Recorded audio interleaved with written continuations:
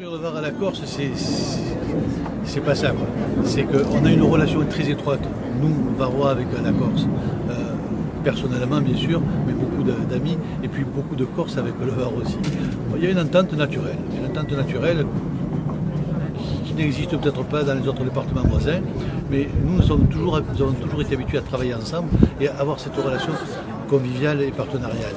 Donc, ça nous paraissait tout à fait naturel d'avoir une complémentarité entre le Var et la Corse, le continent et la Corse, sur l'aérien par rapport au maritime.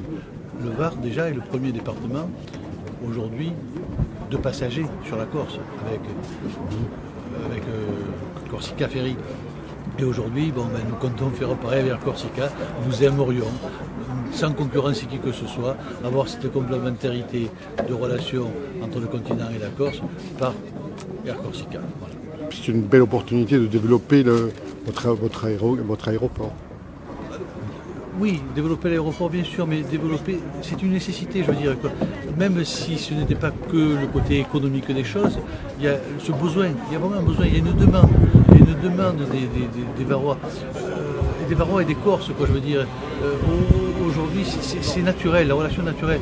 Le nombre de personnes qui se déplacent sur la Corse, qui sont obligées de partir de Nice ou de Marseille, c'est phénoménal, quoi. Aujourd'hui, on va montrer, à condition qu'on arrive à adapter les créneaux horaires d'une autre manière. Et là, c'est un début que l'on lance, et c'est un gros effort qui est fait par Air Corsica, et je leur dis encore une fois bravo et merci.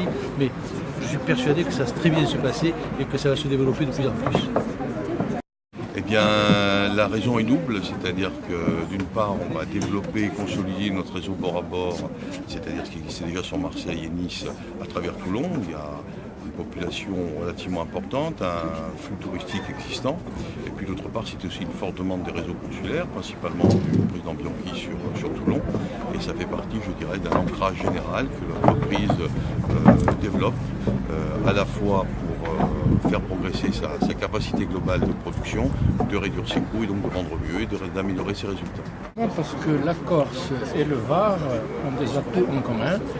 On l'a prouvé dans le maritime, il nous manquait l'aérien, c'est chose faite aujourd'hui.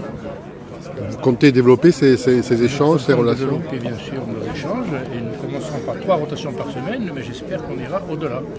Nous ferons les comptes après la saison.